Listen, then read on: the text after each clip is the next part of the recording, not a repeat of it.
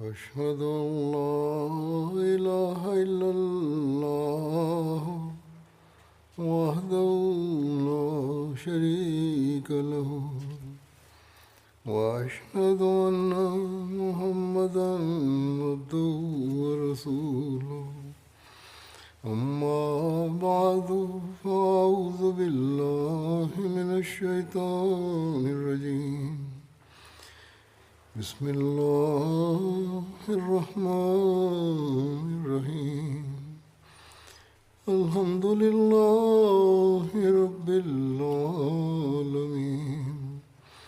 الرحمن الرحيم مالك يوم الدين إياك نعبد وإياك نستعين اهدنا الصراط المستقيم صراط الذين أنعمت عليهم غير المغضوب عليهم ولا الضالين. Badri metgezellen. Werden de verslagen uit het leven van Hazrat Abu Bakr Siddiq radiyallahu anhu overgeleverd. Er zijn bepaalde overleveringen van de heilige profeet sallallahu alaihi wasallam met betrekking tot de status en rang van Hazrat Abu Bakr Siddiq radiyallahu anhu.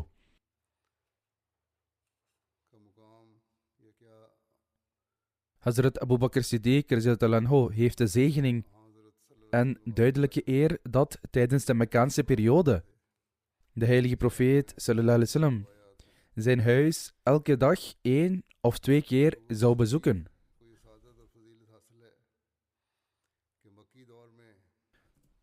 Hazrat Amr bin al-As radiyallahu anhu verhaalt: de heilige profeet sallallahu alaihi wasallam heeft mij aangesteld als de opperbevelhebber van het leger van Zat al-Salasil. Ik presenteerde mezelf voor de heilige profeet en zei: wie is het meest geliefd voor u van alle mensen? De heilige profeet sallallahu alaihi wasallam antwoordde: Aisha. Ik vroeg toen: wie is het meest geliefd bij u onder de mannen? En de heilige profeet sallallahu alaihi wasallam antwoordde: haar vader. Ik vroeg toen: wie is na hem het meest geliefde bij u? En de heilige profeet sallallahu alaihi wasallam antwoordde: Umar bin al-Khattab. En op deze manier voegde de heilige profeet sallallahu alaihi wasallam een paar andere mensen onder hen. Hazrat Salama bin Aqwa verhaalt dat de heilige profeet sallallahu alaihi wasallam verklaarde: Abu Bakr is de meest voortreffelijke en verheven onder de mensen, behalve als er een profeet is. Hazrat Anas bin Malik verhaalt dat de heilige profeet sallallahu alaihi wasallam verklaarde: de meest welwillende en barmhartige jegens mijn volk is Abu Bakr. Hazrat Abu Sa'id radiyallahu anhu verhaalt dat de heilige profeet sallallahu alaihi wasallam verklaarde: degenen met een hoge rang zullen worden gezien door degenen die een lagere rang bekleden, alsof het sterren zijn die verschijnen.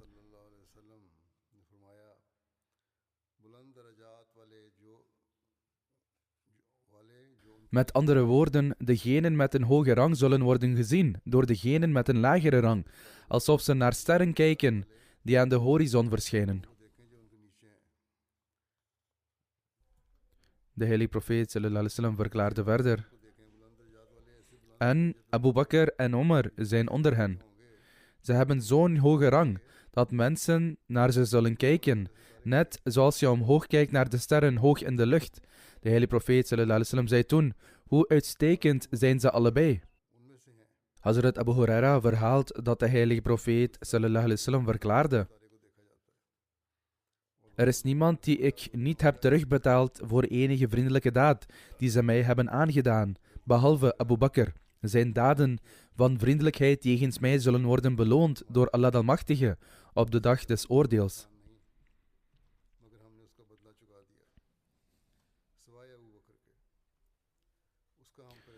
Tijdens zijn laatste ziekte verklaarde de heilige profeet sallallahu alaihi wasallam: er is niemand onder de mensen die hun vriendelijke behandeling jegens mij heeft uitgebreid met hun leven en rijkdom, zoveel als Abu Bakr bin Quhafa dat heeft gedaan. Als ik een Khalil uit het volk zou maken, dan zou ik zeker Abu Bakr mijn Khalil hebben gemaakt. De band en vriendschap in de islam is echter superieur. Sluit alle ramen in deze moskee, behalve het raam van Abu Bakr. Dit is een overlevering van Sahih al-Bukhari.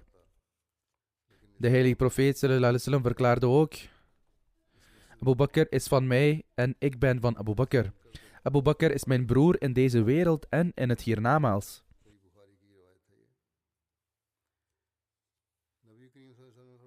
Er is een overlevering in Sunan at-Tirmizi waarin Hazrat Anas verhaalt dat met betrekking tot Hazrat Abu Bakr en Hazrat Umar de heilige profeet sallallahu alaihi wasallam verklaarde: ze zijn zowel de leiders van de eersten als de laatsten onder de oudsten van het paradijs. Met uitzondering van de profeten en boodschappers. O Ali, vertel ze dit niet. De verteller stelt dat toen de heilige profeet sallallahu alaihi wasallam dit zei, hij instrueerde Hazrat Ali om het hen niet te vertellen. Hazrat Anas vertelt dat de heilige profeet sallallahu alaihi wasallam naar buiten zou komen en zou zitten tussen de Ansar en Muhajirin metgezellen. En Hazrat Abu Bakr en Hazrat Umar zouden ook aanwezig zijn. Geen van de metgezellen sloeg zijn blik op naar de heilige profeet sallallahu alaihi wasallam, behalve Hazrat Abu Bakr en Hazrat Umar. Ze zouden allebei naar de heilige profeet sallallahu alaihi wasallam kijken en de heilige profeet zou naar hen terugkijken. Ze zouden allebei glimlachen en de heilige profeet zou ook terugglimlachen. Hazrat Ibn Umar verhaalt dat de heilige profeet sallallahu alaihi wasallam aan Hazrat Abu Bakr zei: je bent mijn metgezel in het paradijs en in de grot. Hazrat Jubair bin Mut'im vertelt dat een vrouw kwam eens naar de heilige profeet sallallahu alaihi wasallam en sprak over een bepaalde zaak.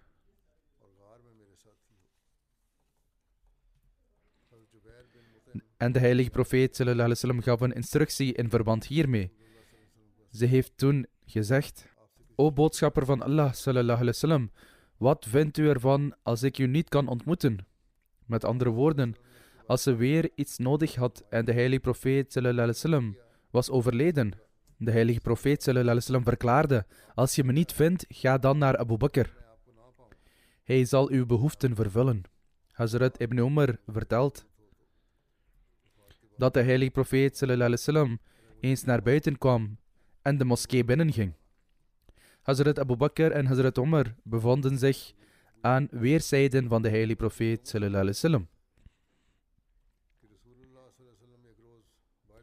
En hij hield hun handen vast. De heilige profeet sallallahu alaihi wasallam verklaarde toen: we zullen op de dag des oordeels precies zo worden opgewekt. Hazrat Abdullah bin Hantab verhaalt dat de heilige profeet sallallahu alaihi wasallam zag Hazrat Abu Bakr en Hazrat Umar en verklaarde: ze zijn allebei als oren en ogen. Met andere woorden, ze behoren tot mijn naaste metgezellen. Hazrat Abu Sa'id Khudri radiyallahu ta'ala anhu verhaalt dat de heilige profeet sallallahu alaihi wasallam verklaarde: elke profeet heeft 2 viziers in de hemel en 2 viziers op aarde. Mijn 2 viziers in de hemel zijn Gabriel en Michael. En mijn 2 viziers op aarde zijn Abu Bakr en Umar.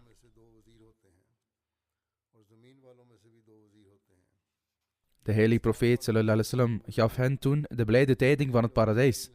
Said bin Musayyib vertelt dat Hazrat Abu Musa Ash'ari hem vertelde dat hij eens de wassing deed en naar buiten kwam. En zei dat hij de hele dag in het gezelschap van de heilige profeet sallallahu alaihi wasallam zou blijven. Met andere woorden, hij wijde de hele dag om de heilige profeet sallallahu alaihi wasallam te dienen. Hij ging naar de moskee en informeerde naar de heilige profeet sallallahu alaihi wasallam. De mensen zeiden dat hij naar buiten kwam en in die richting was gegaan. Hij stelt dat: ik volgde de heilige profeet sallallahu alaihi wasallam en zou onderweg bij anderen informeren, totdat ik erachter kwam dat de heilige profeet sallallahu alaihi wasallam zich bevond bij een bron genaamd Bir Rais, naast de Quba-moskee. Ik ging naast de deur zitten die gemaakt was van dadelbalmtakken. Toen de heilige profeet sallallahu alaihi wasallam klaar was met zijn natuurlijke behoeften, verrichtte hij de wassing. En ik stond op en ging naar de heilige profeet sallallahu alaihi wasallam toe. Ik zag dat de heilige profeet sallallahu alaihi wasallam op de bron van Bir Rais zat en op de muur zat en de doek boven zijn enkels getild had en zijn voeten eronder bungelden. Ik bood vredesgroeten aan de heilige profeet sallallahu alaihi wasallam en draaide zich toen om en ging naast de deur zitten. Ik zei tegen mezelf dat vandaag zal ik dienen als de hoveling van de heilige profeet sallallahu alaihi wasallam. In die tijd kwam Hazrat Abu Bakr ook en probeerde de deur te duwen, waarop ik vroeg wie het was en hij antwoordde Abu Bakr. Ik zei hem te wachten en ging toen naar de heilige profeet sallallahu alaihi wasallam en onderwierp. O boodschapper van Allah sallallahu alaihi wasallam, het is Abu Bakr en hij vraagt toestemming om binnen te komen. De heilige profeet sallallahu alaihi wasallam verklaarde, sta hem toe binnen te komen en geef hem de blijde tijding van het paradijs. Ik ging toen naar Hazrat Abu Bakr en vroeg hem om binnen te komen en vertelde hem dat de heilige profeet sallallahu alaihi wasallam hem de blijde tijding van het paradijs gaf. Hazrat Abu Bakr ging toen naar binnen en ging rechts van de heilige profeet sallallahu alaihi wasallam op de muur zitten. En hij liet ook zijn voeten in de put bungelen, net zoals de heilige profeet sallallahu alaihi wasallam had gedaan. En hij tilde ook het kleed van zijn enkels. Ik ging weer terug en ging zitten. Ik had mijn broer achtergelaten, zodat hij de wassing kon uitvoeren en zich ook bij mij kon voegen. En ik dacht in mijn hart, als Allah het goede voor hem wenst. Hiermee bedoelde hij zijn broer. Dan zal hij hem hier brengen. Toen merkte ik dat iemand de deur probeerde te bewegen. Ik vroeg wie het was en hij antwoordde Omar bin Khattab. Ik zei hem te wachten en ging toen naar de heilige profeet sallallahu alaihi wasallam en bood mijn vredesgroet aan en zei, het is Omar bin Khattab en hij vraagt toestemming om naar binnen te komen. De heilige profeet sallallahu alaihi wasallam zei, sta hem toe binnen te komen en geef hem de blijde tijding van het paradijs. Ik ging toen naar hem toe en zei hem binnen te komen. En dat de heilige profeet sallallahu alaihi wasallam hem de blijde tijding van het paradijs gaf. Hij ging naar binnen en ging op de muur zitten, links van de heilige profeet sallallahu alaihi wasallam. En hij bungelde ook met zijn voeten in de put. Ik keerde nog een keer terug en ging zitten. Ik zei toen tegen mezelf dat, als Allah het goede voor die en die persoon verlangt, zal hij ze hierheen brengen, en dacht weer aan mijn broer. In die tijd kwam er een andere persoon en probeerde de deur te verplaatsen. Ik vroeg wie het was en hij antwoordde, Uthman bin Affan. Ik zei hem te wachten, en ik informeerde de heilige profeet sallallahu alaihi wasallam. De heilige profeet sallallahu alaihi wasallam verklaarde, sta hem toe binnen te komen en geef hem de blijde tijding van het paradijs. Ondanks een grote beproeving die hem zal overkomen.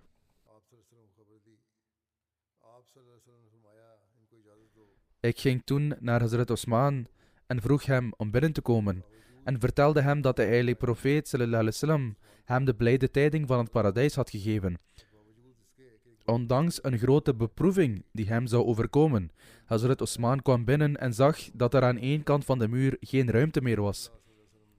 En dus zat hij op de muur tegenover de heilige profeet sallallahu alaihi wasallam. Hazrat Anas zegt, de heilige profeet sallallahu alaihi wasallam beklom Uhud, terwijl hij vergezeld was door Hazrat Abu Bakr, Hazrat Omar en Hazrat Osman. En het begon te trillen. De heilige profeet sallallahu alaihi wasallam zei, O Uhud, wees kalm. Ik geloof dat de heilige profeet sallallahu alaihi wasallam ook met zijn voet stampte. Omdat niemand op u staat behalve een profeet, één die waarheidsgetrouw is en 2 martelaren. Hazrat Sa'id bin Zaid radhiyallahu anhu zegt, ik draag mijn testament op met betrekking tot 9 mensen die aan de hemel gebonden zijn. En als ik hetzelfde zeg over een 10e, ik zou geen zondaar zijn. Hij werd gevraagd hoe dit was. Hij antwoordde, we waren op de berg Hira naast de heilige profeet sallallahu alaihi wasallam, toen het begon te trillen. Hierop zei de heilige profeet sallallahu alaihi wasallam, de eerste overlevering was van Bukhari, deze komt uit Tirmizi en vermeldt Hira. Wees kalm, o Hira, er is zeker een profeet, een waarheidsgetrouwe en een martelaar die op je staat. Iemand vroeg wie de 10 hemelgebonden mensen waren. Hazrat Said bin Zaid zei, de heilige profeet sallallahu alaihi wasallam, Abu Bakr, Omar, Uthman, Ali, Talha, Zubair, Saad en Abdurrahman bin Auf. Toen hem werd gevraagd wie de 10e was, zei Hazrat Said bin Zaid dat hij het was. Hier moet worden verduidelijkt dat deze overlevering de 10 gewaardeerde metgezellen noemt, aan wie de heilige profeet sallallahu alaihi wasallam gedurende hun leven de blijde tijding van het paradijs bracht. Zij waren degenen die dicht bij de heilige profeet sallallahu alaihi wasallam stonden. En hij zou ook bij hen om raad vragen. En ze zijn in de geschiedenis beschouwd als de Ashra Mubashara, wat betekent die 10 mensen die de blijde tijding van het paradijs hebben gekregen. Houd er echter rekening mee dat de heilige profeet sallallahu alaihi wasallam niet alleen de blijde tijding van het paradijs gaf aan 10 mensen alleen. Er zijn eerder tal van andere mannelijke en vrouwelijke metgezellen aan wie de heilige profeet sallallahu alaihi wasallam de blijde tijding van het paradijs bracht. Dus, afgezien van deze 10, de namen van ongeveer 50 andere mannelijke en vrouwelijke metgezellen blijken te zijn vermeld. Verder hebben ongeveer 313 metgezellen die deelnamen aan de slag bij Badr, degenen die deelnamen aan de slag bij Uhud en degenen die aanwezig waren bij Beit Rizwan voor het verdrag van Hudaybiyah, kregen allemaal de blijde tijding van het paradijs. Hazrat Abu Huraira radhiyallahu anhu verhaalt dat de heilige profeet sallallahu alaihi wasallam zei: wie van jullie vast vandaag? Hazrat Abu Bakr zei dat hij dat deed. De heilige profeet sallallahu alaihi wasallam zei: wie van jullie vergezelde vandaag een begrafenis doet? Hazrat Abu Bakr zei dat hij dat had gedaan. De heilige profeet sallallahu alaihi wasallam zei: wie van jullie heeft vandaag een arme te eten gegeven? Hazrat Abu Bakr zei dat hij dat deed. De heilige profeet sallallahu alaihi wasallam zei: wie van jullie heeft vandaag een zieke bezocht? Hazrat Abu Bakr zei dat hij dat had gedaan. Hierop zei de heilige profeet sallallahu alaihi wasallam: wie al deze eigenschappen bezit, zal het paradijs binnentreden. Deze overlevering is van Sahih Muslim. Hazrat Abu Huraira verhaalt: de heilige profeet sallallahu alaihi wasallam zei: Gabriel kwam naar me toe, pakte mijn hand vast en liet me de deur naar de hemel zien, waardoor mijn volk zou binnenkomen. Hazrat Abu Bakr zei: was ik maar bij u geweest, zodat ik het ook had kunnen zien. De heilige profeet sallallahu alaihi wasallam zei: O Abu Bakr, jij bent de eerste van mijn volk die het paradijs zal betreden. Terwijl hij hier verder op ingaat, verklaart Hazrat Muslim Maud radhiyallahu anhu: eens zat de heilige profeet sallallahu alaihi wasallam in een bijeenkomst, waarin de metgezellen om hem heen zaten, en hij begon te vertellen hoe het in de hemel zou zijn. Toen maakte hij melding van de beloningen die Allah de Almachtige voor hem had vastgesteld. Toen Hazrat Abu Bakr dit hoorde, zei hij: O boodschapper van Allah sallallahu alaihi wasallam, bid dat ik u mag vergezellen in het paradijs. Volgens sommige overleveringen is er ook een andere metgezel genoemd, terwijl Hazrat Abu Bakr in andere overleveringen is genoemd. De heilige profeet sallallahu alaihi wasallam zei: ik heb goede hoop dat u naast me zult zijn. En ik bid tot Allah de Almachtige dat het zo mag zijn. Toen de heilige profeet sallallahu alaihi wasallam dit zei, het kwam natuurlijk ook bij de andere metgezellen op om de heilige profeet sallallahu alaihi wasallam te vragen om hetzelfde gebed voor hen te doen. Aanvankelijk dachten ze dat het niet hun lot was om de heilige profeet sallallahu alaihi wasallam te vergezellen in het paradijs. Maar toen Hazrat Abu Bakr radhiyallahu anhu, of volgens andere overleveringen een andere metgezel dit zei, en de heilige profeet sallallahu alaihi wasallam bad voor hem. Ze hadden nu een voorbeeld en realiseerden zich dat het niet uitgesloten was. Vandaar dat een andere metgezel opstond en zei: O boodschapper van Allah sallallahu alaihi wasallam, bid ook voor mij, dat de Almachtige God mij naast u houdt in het paradijs. De heilige profeet sallallahu alaihi wasallam zei: mogen Allah de Almachtige ook jou zijn zegeningen schenken, maar het gebed is nu in het voordeel van degene die het eerst heeft gevraagd. Hazrat Muslim Maud radhiyallahu anhu zegt: eens zei de heilige profeet sallallahu alaihi wasallam: wie die en die aanbidding het meest verricht, zal door die en die poort de hemel binnengaan. En wie die en die aanbidding het meest verricht, zal van die en die poort de hemel binnengaan. Op deze manier noemde de heilige profeet sallallahu alaihi wasallam verschillende vormen van aanbidding en zei dat degenen die meer nadruk leggen op verschillende goede daden, zullen binnenkomen door de verschillende 7 poorten van de hemel. Hazrat Abu Bakr zat ook in die bijeenkomst en zei: O boodschapper van Allah, sallallahu alaihi wasallam, zij zullen binnenkomen door de verschillende poorten, omdat ze zich zullen hebben gericht op individuele vormen van aanbidding. Maar o boodschapper van Allah, als iemand de nadruk zou leggen op alle vormen van aanbidding, hoe zullen ze dan behandeld worden? De heilige profeet sallallahu alaihi wasallam zei: die persoon zal door alle 7 poorten van de hemel binnenkomen. En o Abu Bakr, ik heb goede hoop dat je onder die mensen zult zijn. Deze verslagen zullen in de toekomst worden blijven gepresenteerd, als God het wil. Op dit moment wil ik graag enkele overleden leden noemen, wiens begrafenisgebeden ik ook zal leiden. De eerste vermelding is van gerespecteerde Abdul Basit Sahib Amir Jamaat Indonesië, die op 8 oktober op 71-jarige leeftijd is overleden. Inna lillahi wa inna ilayhi raji'un. Hij was de zoon van Maulwi Abdul Wahid Sumatri Sahib. Na zijn studie FA, toen hij 20 was, schreef hij zich in bij Jamia Ahmadiyya Rabwa op 20 september 1972. Begin 1981 slaagde hij voor het Jamia Ahmadiyya Shahid-examen en in datzelfde jaar keerde hij als missionaris terug naar zijn thuisland Indonesië. In 1987 stelde het bestuursorgaan Majlis-e-Amla van Indonesië voor dat een Indonesische missionaris naar Kuala Lumpur moet gaan om de Maleisische nationaliteit te verkrijgen en vervolgens naar Thailand worden gestuurd voor tabligh. En zijn naam werd aanbevolen voor deze taak. Hazrat Khalifatul Masih IV rahimahullah ta'ala keerde deze aanbeveling goed en hij werd toegewezen aan Thailand. Later werd hij verplaatst naar Indonesië, waar hij de rest van zijn leven bleef, en diende ook lange tijd als de Amir. Zijn totale diensttijd bedroeg 40 jaar. Hij laat zijn vrouw, 3 zonen en 2 dochters na. Zijn vrouw, Mosli Wadi Sahiba, zegt: de overledene had veel pijn voor deze beweging en gaf altijd voorrang aan de gemeenschap.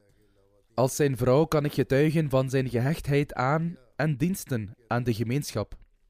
Zijn neef Tahir zegt: de overledene zou elke richtlijn volledig uitvoeren. Dat is ontvangen van het hoofdkantoor. Eens had hij plannen gemaakt om een familie in Maleisië te bezoeken, waarvoor hij zijn vliegticket al had gekocht. Hij zegt: maar toen ik hem ongeveer een week later weer ontmoette, ik vroeg hem waarom hij niet naar Maleisië was gegaan. Hij antwoordde dat hij geen toestemming had gekregen om te gaan in de brief die hij ontving van het hoofdkantoor. En dus annuleerde hij zijn plan om naar Maleisië te gaan zonder voor zijn ticket te zorgen. Een ambtsdrager die met hem samenwerkte zegt: hij zou ons dingen leren en uitleggen met liefde en mededogen. Ondanks dat hij Amir Jamaat was, heeft hij nooit een speciale behandeling van de gemeenschap geëist. Hij zou alles gebruiken wat hem door de gemeenschap werd gegeven. Hij hield van eenvoud. Vaak zat hij tijdens zijn kantooruren bij ons, las brieven en dicteerde aantekeningen. Hij had veel respect voor missionarissen. Hij bezat een zeer diepe en uitgebreide kennis. Als hij een besluit nam, overlegde hij altijd met het bestuursorgaan. Hij was waardig, maar toch nederig, erg sociaal en zou iedereen ontmoeten. Jong en oud, op een hele prettige manier. Hij had een diepe liefde voor Khilafat. Hij zou ons adviseren om onze eigen meningen op te geven in het licht van een instructie van de Khalifa van de tijd en om er ook naar te handelen. Hij gaf voorrang aan het administratieve systeem van de gemeenschap. Hij was erg waakzaam over de financiën van de gemeenschap en beschermde die goed. Hij zou streng zijn in het aanzicht van ongehoorzaamheid. Hij arriveerde vaak eerder op de kantoren dan veel van de andere bedienden. Als hij om de een of andere reden niet op kantoor kon komen of te laat was, zou hij zijn personeel zeker informeren. Bovendien, wanneer hij het kantoor zou verlaten om een zaak te regelen, zelfs voor een kort moment, zou hij er zeker van zijn dat hij het kantoorspersoneel zou informeren. Hij was opmerkelijk nauwgezet bij het controleren van rapporten en brieven. Hij zou alles grondig controleren. En als er onmiddellijk actie moest worden ondernomen, werkte hij tot diep in de nacht. Als hij Ahmadis ging bezoeken, bracht hij altijd cadeautjes mee voor onze kinderen.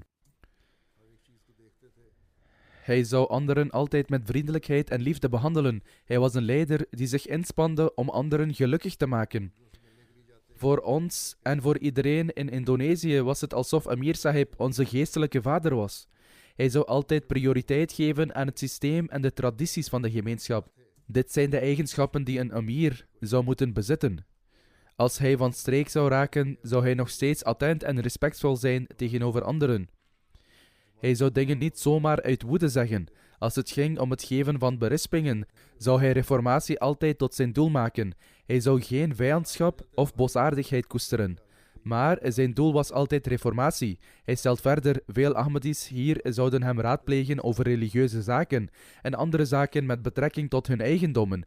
Zijn inspanningen om de leden van de gemeenschap in Indonesië lief te hebben en voor hen te zorgen waren buitengewoon. Zelfs in het afgelopen jaar tijdens zijn ziekte, die een jaar duurde.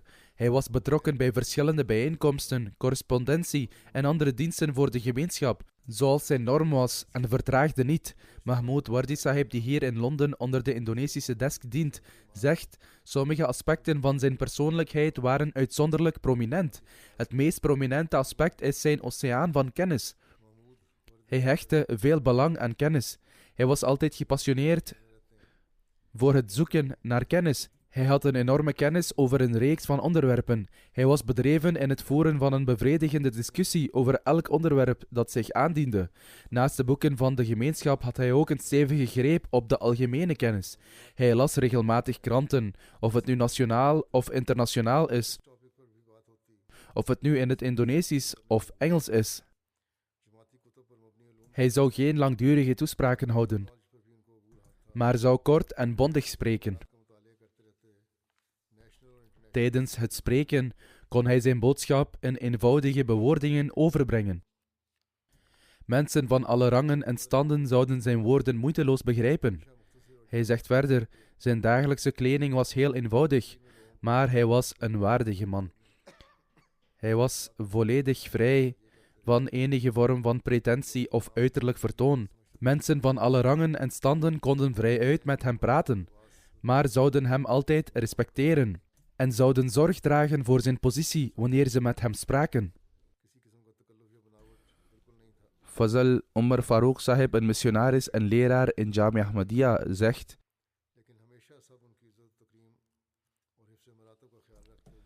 ik heb al van kinds af aan een hechte band met Amir Sahib. Toen de gemeenschap in Indonesië zeer moeilijke tijden doormaakte,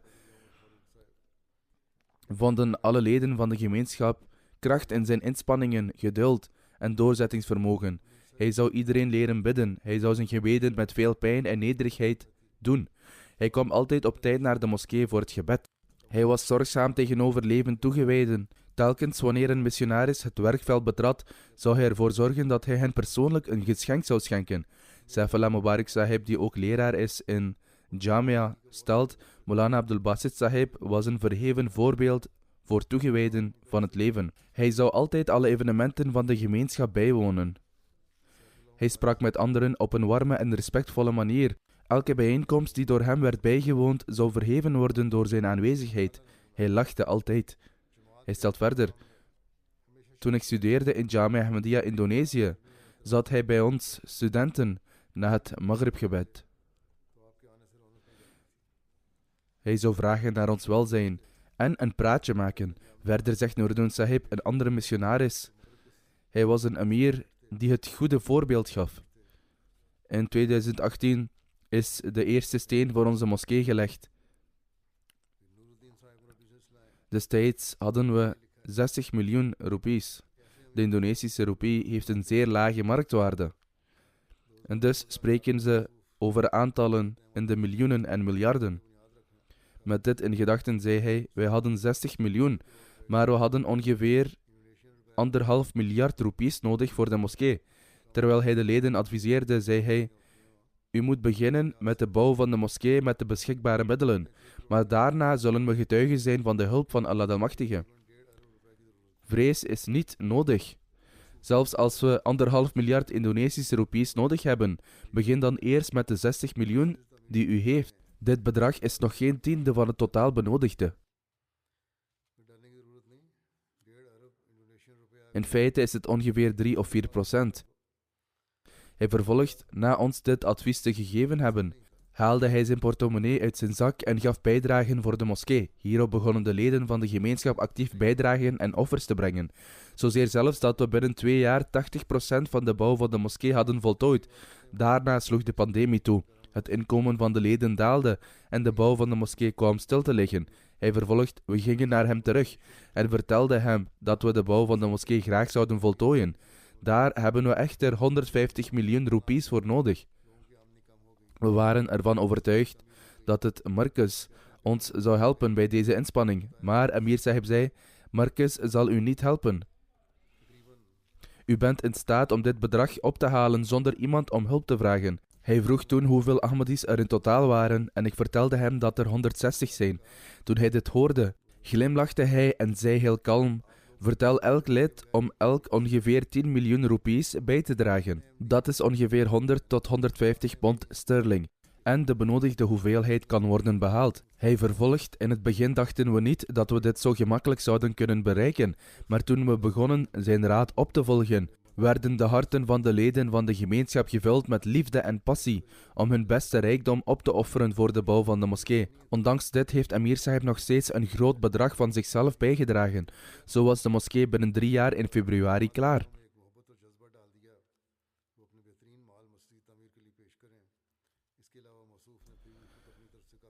Naast de leden van de gemeenschap had hij ook relaties met anderen opgebouwd. Luqman Hakim Saifuddin Sahib, de voormalige minister van religieuze zaken, zei: ik beschouw hem als een persoon van nationaal belang, die de mensheid altijd op de eerste plaats zou stellen.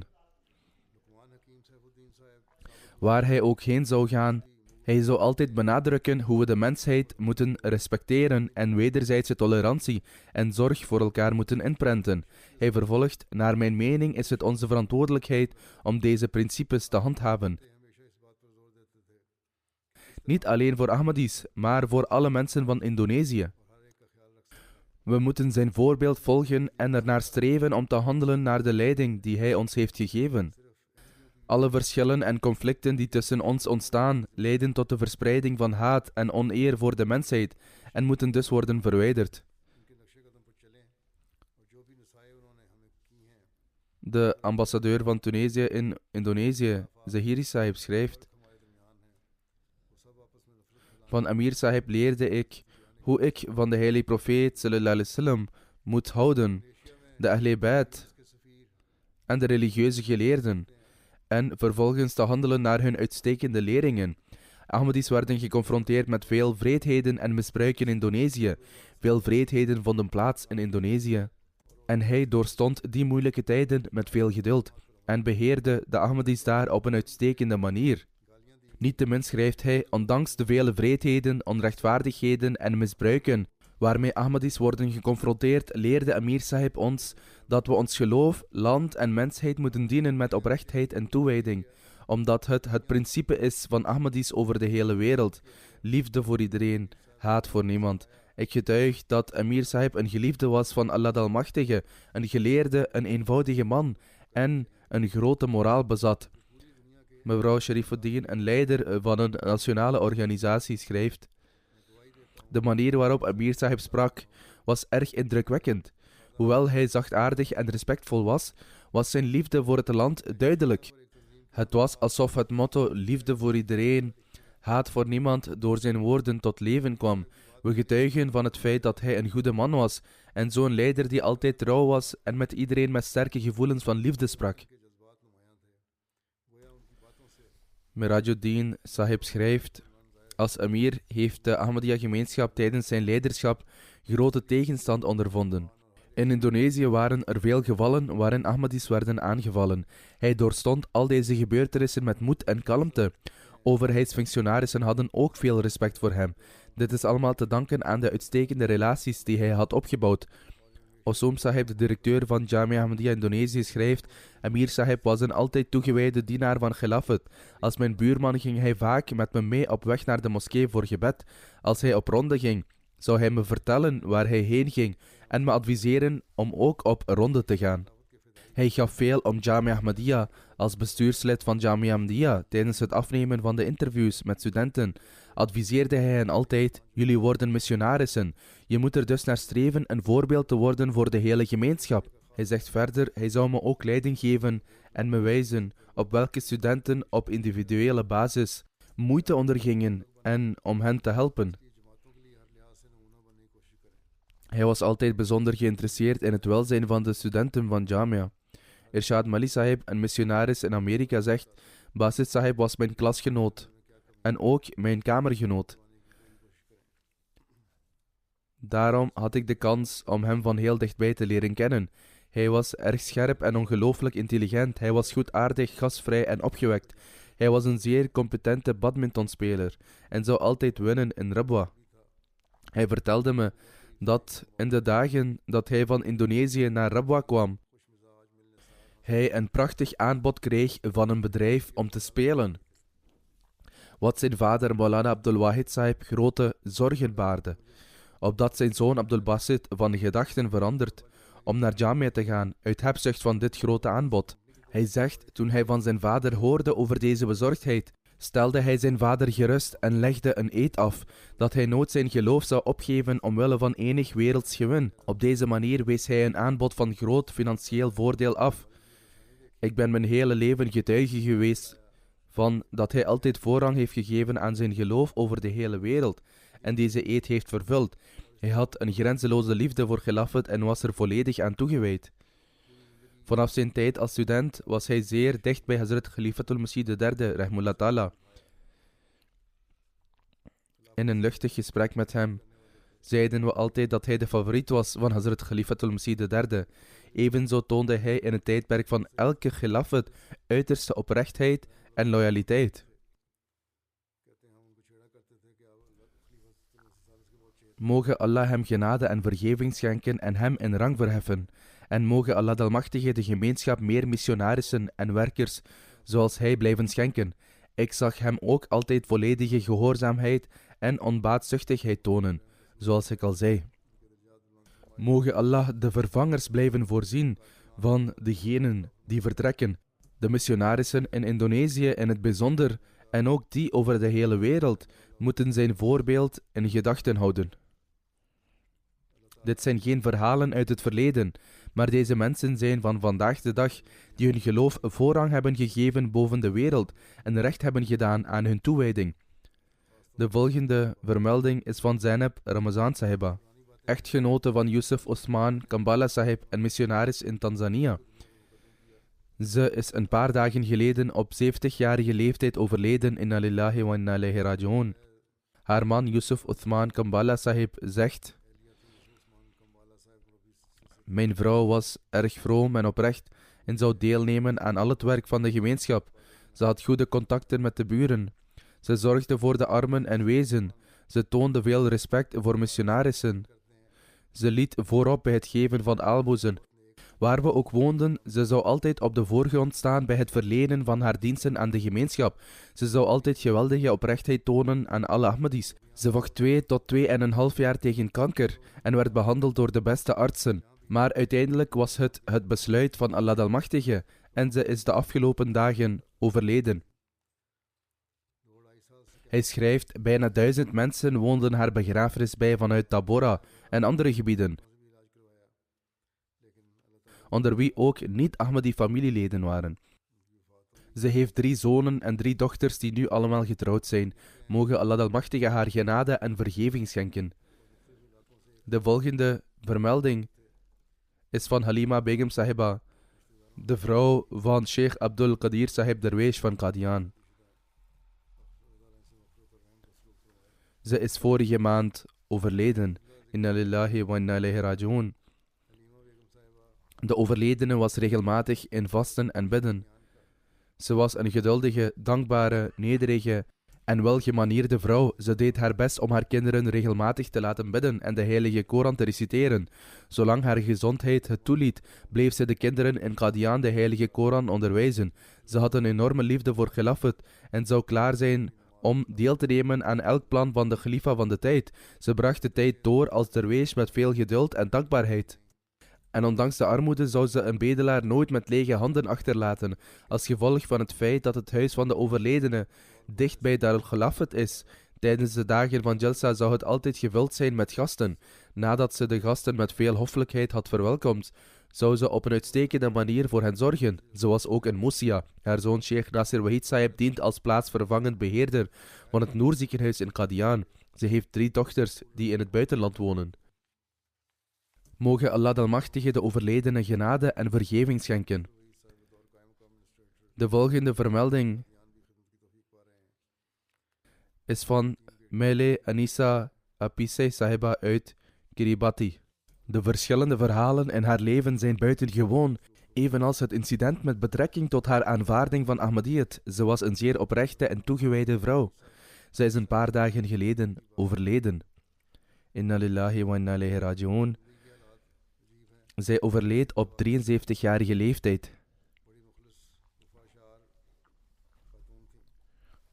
Khaja Faiz Sahib, missionaris van Kiribati, zegt: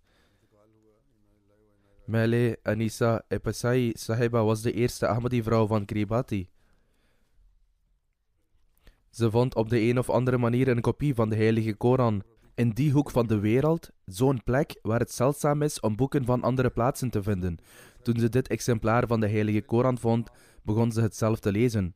Er stond de vertaling ernaast. Na het lezen van de heilige Koran raakte Mele Anisa Epesai Sahiba er zo van onder de indruk dat ze er in haar hart in geloofde en daar en toen de sluier begon te dragen. Toen de eerste missionaris van de Ahmadiyya moslimgemeenschap, Hafiz Jibrail Sayyid Sahib, Kiribati bereikte, vroeg hij de mensen of er moslims waren. Ze wezen naar Mele Anisa Epesai Sahiba. Ze zeggen dat ze de enige moslima van het hele land is. Hoe geweldig is de genade van Allah, dat binnen een jaar nadat Mele Anisa Epesai Sahiba de islam heeft geaccepteerd, in opdracht van Hazrat Khalifatul Masih IV, rahimahullah ta'ala, een missionaris Kiribati bereikte. Deze onverschrokken jonge vrouw begon toen te prediken tot haar familie en vrienden, zelfs voordat de missionaris was gearriveerd. Om deze reden werd ze bekend in dit land met de bevolking van slechts 100.000 als de enige vrouw die de islam heeft aanvaard. Daarom, zelfs voordat de missionaris Hafiz Jibrail Sahib Kiribati bereikte, had Allah de Almachtige hem een sultan-e-Nasir geschonken, die klaar was voor de Ahmadiyya moslimgemeenschap. Ze werd bekend als de enige moslim daar die de sluier droeg en die tot het volk predikte. Toen de eerste missionaris Hafiz Jibrail Sahib naar Kiribati kwam, zwoer Mele Anisa Sahiba haar trouw en trad toe tot de Ahmadiyya gemeenschap. Ze maakte voorbereidingen voor de residentie en voorzieningen voor de missionaris en begon toen onmiddellijk met haar prediking. Veel mensen sloten zich aan bij de gemeenschap als gevolg van haar prediking. Ze had een enorme liefde voor de gemeenschap. Ze toonde veel respect voor missionarissen. Ondanks de hevige tegenstand van de mensen wankelde haar geloof nooit. Ze zou de sluier dragen waar ze ook ging. En deze islamitische kleding van haar was ook een middel tot tabligh. Ook al zouden mensen haar soms uitlachen, haar vervloeken en zelfs ruzie met haar maken en haar kwellen, liet ze de standaard van haar geloof of sluier nooit wankelen en liet een uitstekend voorbeeld achter, waarin men de sluier draagt ter wille van God en zich geen zorgen hoeft te maken over wat mensen zouden zeggen. Toen ze aanvankelijk de islam accepteerde, wist ze niet hoe ze moest bidden, dus naast de sajda begon ze op haar eigen manier te bidden. Toen haar vader haar op een nieuwe manier zag bidden, werd hij extreem boos en dreigde de Koran te verscheuren. Als antwoord zei ze: dan zou je die pagina's van de evangeliën moeten uitscheuren, waar wordt vermeld dat Jezus voor God knielde.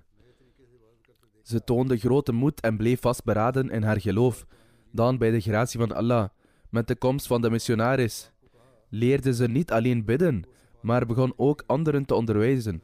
Mensen die in dat deel van de wereld wonen, zouden de islam met minachting bekijken. In die tijd stond deze moedige vrouw op en daagde iedereen uit. Ze zou de leer van de islam zonder enige angst presenteren. Ze zou voor niemand bang zijn behalve Allah de Almachtige. Vanwege deze eigenschap van haar hadden veel mensen, waaronder politici, ontzag voor haar. Door dit ontzag en haar sterke geloof heeft Allah de Almachtige ervoor gezorgd dat de politici hier zo sterk door werden beïnvloed, dat ze zelfs hebben geholpen met de registratie van de gemeenschap, die eerder werd afgewezen wegens oppositie.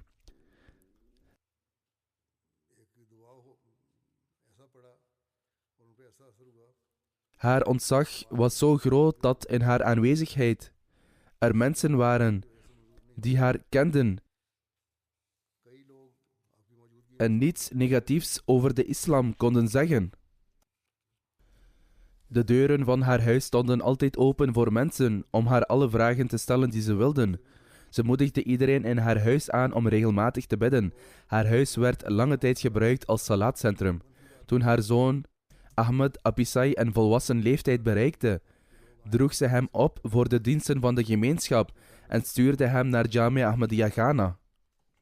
Veel mensen probeerden haar tegen te houden en vroegen haar waarom ze haar zoon daarheen stuurde en zei dat ze haar zoon daar zouden doden, maar desondanks was ze er trots op haar zoon daarheen te sturen. Echter, in overeenstemming met de wil van God, toen Ahmed Apisai Afrika bereikte, werd hij ziek door malaria en stierf daar vervolgens. Bij die gelegenheid kwamen diezelfde mensen en zeiden: kijk naar wat er is gebeurd, de islam is vals en daarom is je zoon gestorven. Mele Anissa Sahiba had er echter helemaal geen last van en schonk er geen aandacht aan. In plaats daarvan bleef ze standvastig in de islam en begon te werken in het belang van de islam met nog meer kracht en passie. Haar geloof wankelde niet in het minst. Nog stond iets haar standaard van parda in de weg. De rest van haar kinderen bleven ook standvastig in de islam en gingen door met het verspreiden van de boodschap. Ze wordt overleefd door 3 dochters en een zoon. Mogen Allah Almachtige hen geduld schenken en hen in staat stellen om de islam en Ahmadiyyat op dezelfde manier te dienen als hun moeder. Mogen Allah Almachtige de zaden zegenen die ze daar heeft gezaaid en in overeenstemming met haar wensen. Mogen dit kleine eiland onder de hoede van de islam Ahmadiyyat komen. Mogen Allah Almachtige vrouwen zoals zij blijven schenken aan de Ahmadiyya-gemeenschap, die onverschrokken zijn, die een voorbeeld zijn voor anderen en een passie hebben voor het verspreiden van de boodschap van de islam en standvastig blijven in hun geloof. En mogen Hij ons zulke moeders schenken, die meer dan missionarissen recht deden aan het uitdragen van het geloof. Mogen Allah Almachtige zijn vergeving en genade over haar schenken en haar status verhogen.